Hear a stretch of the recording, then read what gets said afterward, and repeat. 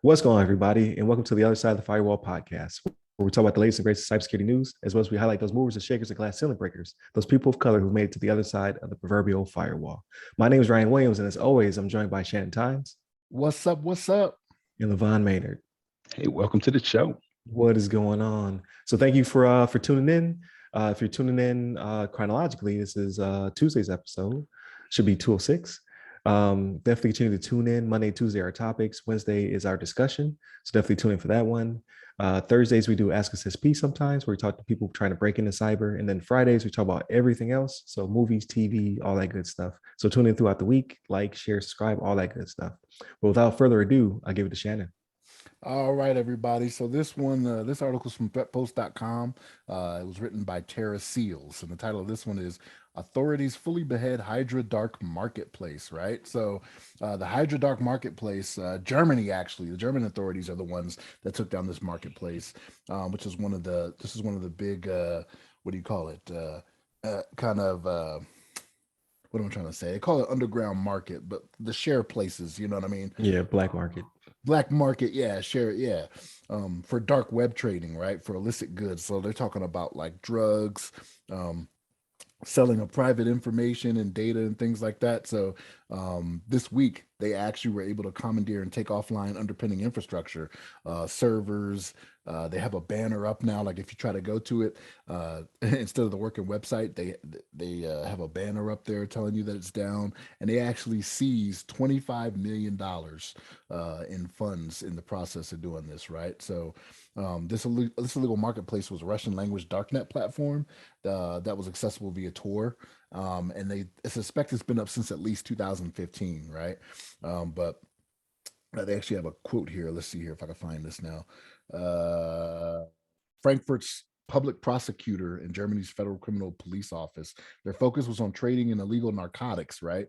In addition, data spied out worldwide, forged documents, digital services were offered profitability via the platform. So yeah, they went and took them down, right? And what was another thing that was interesting about this is they're actually going to prosecute some of the people that were behind this, right? So not only were they able to just take it down, they were able to find some of the people that were responsible for maintaining this website, and they're actually going to prosecute them as well. And I'm like, oh, okay, all right, this should start scaring some of these people out there, right? Crime is going to stop paying now, right?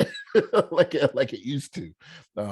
But yeah, this is actually a good thing. And we were talking offline about this, Ryan. You mentioned that this is something that we had touched on before about how they kind of hampered them a little bit, but they appear to have like shut them down for good. Now, this is not to say that there's not another market that's going to jump up in its place, right? So like I'd be naive to believe that they got the majority of the ones that are out there, or the majority of the activity is going out there just by doing this one. But this is a good step, right? It's one of those things where maybe it's got some of these cyber criminals shaking in their boots a little bit, you know what I'm saying? But yeah, this was a good takedown. Germany, appreciate it. Thank you so much. You know what I mean? Not that I'm a victim or anything, but you know, I could be a future victim. So thank you. You know what I mean? T-Mobile's giving my stuff up who knows how many times, right? It could be out there. I don't know. You know what I'm saying? But LeVon, what you got on this, man? That's the truth, man. That's the truth. That T-Mobile, we gotta keep our eyes, make sure they're doing this proper over there. But nothing but love for T-Mobile, though. They're a good service. But nonetheless, I mean, this is good overall. I mean, it's great to see these dark web marketplaces get shut down. And the name Hydra, I'm kind of curious if they kind of made that name off of like some of the Marvel movies or something like that, Avengers, it's like some of the Hell Hydra type stuff. But it's about this, you know, I guess it was been around since 2015. So I think that's maybe around one of the Marvel flicks first came out. But nonetheless, it's good to see that, you know, they kind of wrapped up this group's marketplace. Like you kind of mentioned too, Shannon, like they knocked it down. It seems like they've taken it down permanently, but these things tend to find ways to creep back up, or some other organization out there would try to find some other servers or host their own server somewhere else that will try to restore activity for these dark web. I can't even imagine how many dark web sites there are out there, but I have no idea, but I'm sure there's hundreds of them out there. But nonetheless, it's good to see that this one's getting taken down, and hopefully it stays down. And the German criminal investigation group, hopefully, they keep watchful eye in the dark webs for any kind of like rebirth of this kind of marketplace. But no, I think overall it's great. I don't think I have much more to say on it, but what you think about this one, Ryan? Yeah, it was a good takedown. I think we talked about it as early as August, if my memory serves me correct. But it was definitely around the fall, like the end of summer, early fall. They've been working it for a while. But yeah, good to see. Good that it was international takedown as well. They seized 25 million Bitcoin, so that's also good. They stopped the money from circulating in this takedown. It's probably one of, like you said, many sites. So like if like we watch a lot of crime shows, right? So like they took this one down, there's a bigger one. They're working their way up. Darknet is the quote unquote darknet is larger than the named internet, right? So it's millions of sites probably out there.